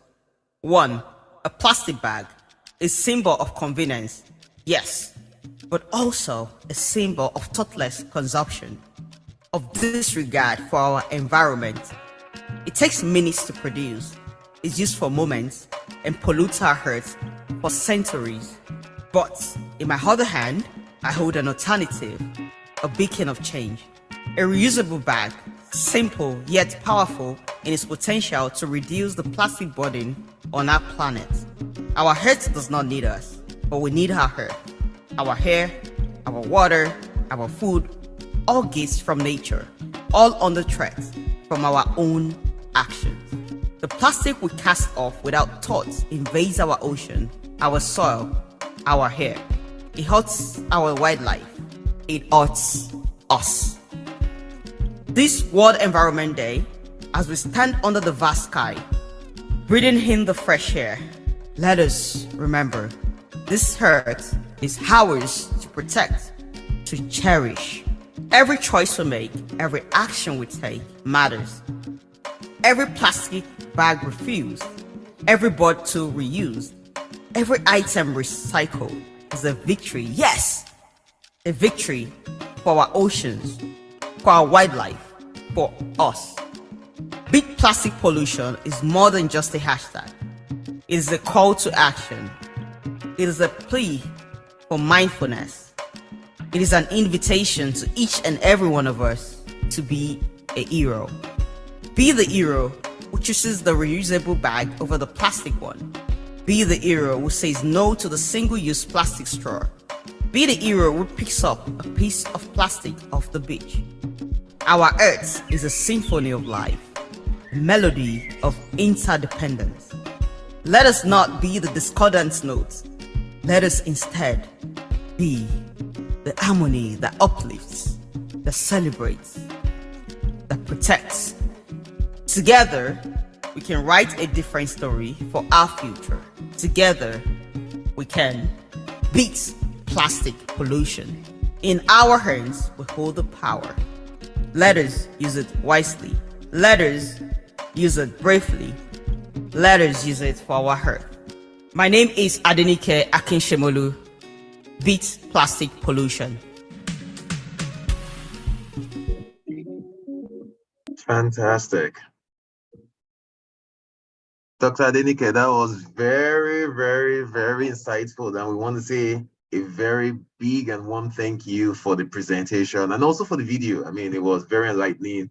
And I'm pretty sure all the participants share the same, share my thoughts as well. Thank you so very much for the presentation. Actually, a few questions for you. I understand that you actually have to leave, but maybe you can just take the questions very quickly before you head out. That would actually be great. Hold on a second. Let me just get it out. Yes. Okay. All right. So, someone, Sulaimon Alamutu, says, this is for Dr. Aki Semolu. I'm surprised the media was left out of the stakeholders. How can the media be sustainably involved in tackling the problem of plastic pollution and other environmental challenges in Nigeria? We mostly hear about these challenges during WED commemoration. Dr. Adenike, please. Yes, the media has a very important role to play. In fact, they have the #1 role to play. And media doesn't have to be social media. It could even be using something as simple as the radio in rural communities to talk to people about how they can dispose their waste properly, how they can sort their waste. It starts from the from the radio to the TV to social media. And even just looking at the video that I shared right now is another way that the media can amplify in terms of when you're looking at advocacy. So the media do have a role to play, because in my presentation, I said the first thing is awareness. You need to first be aware that there is a problem and that problem presents opportunity. So if people know that, yes, they can make money from the waste, they can take it to recycling centers and they can make money from it, then they will want to be part of it. But how do we pass that message across to them?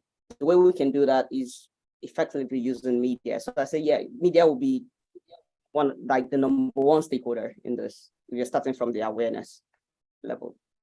Thank you very much for that. So a quick one. I think that there's a yes. Okay. Someone going to say something? Okay. Should I also respond? No. Can I? Okay. Well, because there are questions for you as well, Dr. Visa. Okay. So I was hoping that maybe, or except you wanted to speak to media as a stakeholder as well. Yes. Let me just say once few words. Now, okay. Because like you have said, Dr. Adenike, circular economy, in order to advance this concept to another level, we need media. And because of this, to this forum, I've invited Voice of Nigeria to cover this event. And they will be broadcasting it in their media. I think I need to say that. And as well, I also had the plan to also publish some of the events here in Vanguard newspaper, because we need to carry the media along. So just to say that, yeah. So we have Mr. Alamutu from Voice of Nigeria that are invited to capture this event. Thank you very much. So I suppose it was Mr. Alamutu that actually raised a question about the media. Thank you very much for that, Dr. Issa. So quick one, Dr. Adenike, I think the last question for you before we probably can let you go. So there's a question that says, do you think poverty could impact on the efforts to achieve and sustain a circular economy in Nigeria? Yes, just looking at the very basic, looking at the Maslow hierarchy of needs, there is the need for food, there is the need for water, and there's need for security. And poverty, when you're in that bottom of the pyramid, you don't think about, how do I contribute to my environment? You just want to survive. So yes, if we can at least let citizens have the very basic, and there's an initiative right now in Ondo Town, which is somehow, but I think it works. What they do is they exchange your plastic for noodles. So I think is a partnership with a recycling company and Indomie noodles. So a lot of people bring their plastics to this facility, and then I don't know how they wait. Maybe by 5 bottles you get like 1 noodles. I don't really know how they make it, but you have the opportunity or the choice to say I want noodles. That means that person, maybe I'm hungry and I don't have food, so I can just go around, look for plastic bottles and give it to them. Or I don't want noodles, I want cash. So I think maybe for every 10 bottles, I don't know, maybe you get like 30 naira. I'm not sure how they calculate that. So even though people might not want to be interested in it because of poverty, but we can also look for innovative ways to solve poverty by creating incentive for sustainably managing your waste. Thank you very much for that, Dr. Adenike. I guess we can excuse you now. Thank you very Thank much. you so much for having me. Yes, yes, thank you so very much. Dr. Issa, do you want to respond to that as well before I go on with the next question for you? Yeah, no, I'm fine. Okay, Let's go to that. Okay, all right. So this is for you, Dr. Elegbede. It says that you did mention the fact that we were on the path to CE, which is circular economy, through our old traditions, some of which you mentioned. Are you saying that modernity or modernization actually truncated that movement to a circular economy? Yes. I would like to say if we try to look at the evolution of the industrial evolution, you realize that because of probably, let's say, greed that has affected that has contributed to environmental menace that we serve to. Previously, we have a traditional way of conservation, environmental management, and as well ensuring that the society and environment is fine. But because it was to blend, merge cultural values with the Western values, but we try to dump what we have previously to an economy that we don't even know the source or how it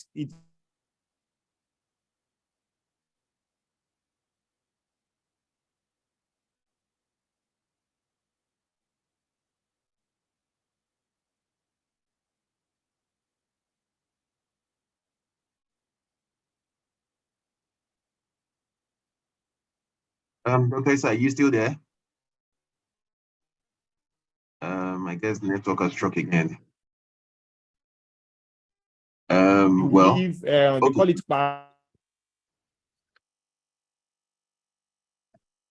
Dr. Issa, your network is a bit epileptic, it's going on and off. So we're actually not able to capture what you're conveying to us.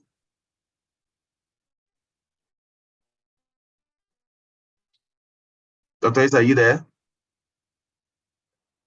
Oh, well, I guess if we are not able to reach him at this time, he could come on and conclude his or complete his thoughts, maybe sometimes later before the end of the program. Folakemi, I will hand over to you now. Thank you very much. This has been very insightful, educative conversation. I should all of Nigeria, thank you for staying through this conversation. I just want us to know that this conversation is an ongoing one. Everybody has a lot to say. You know, it's so educative that I said nobody should be left out of waste management, so that when we know the effect that this thing has on our health, on everybody, we play accordingly.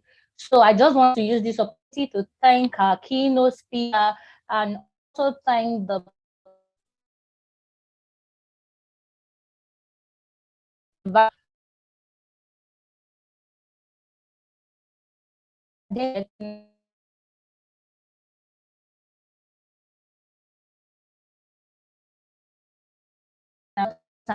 and appreciate all the participants for staying. Thank you to my our chairperson, Ms. Oluseyi Ebenezer, this opportunity as well, this initiative. Thank you, Feromi, for anchoring me.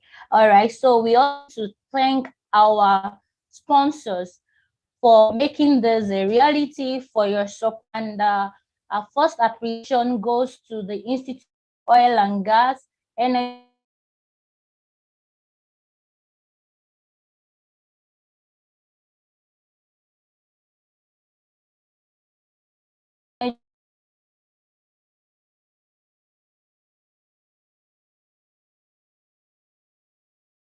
we are, and I also want us to know that this webinar is that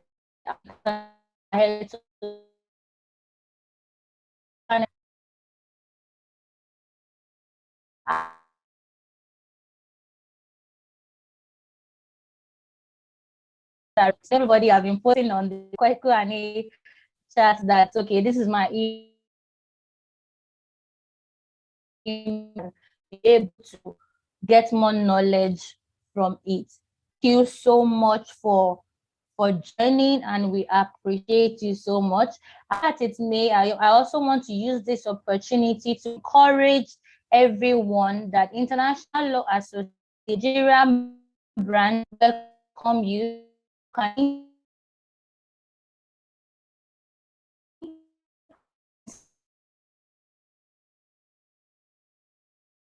And the Environment Committee. Thank you for availing your time. And this is me saying bye. I don't know if the chairperson has anything to say. So that will be the end of the webinar. No, Kemi, it's fine. I just want to appreciate everyone for taking time out to stay with us till the end, and also appreciate our speakers and our sponsors, which you did very well. Thank you. Thank you so much. Thank you, everyone. And please look out for more of our programs that and follow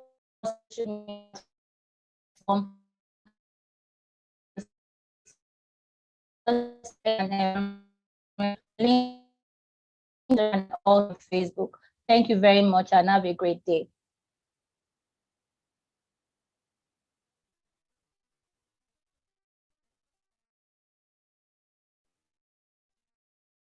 Thank you, everyone. Bye.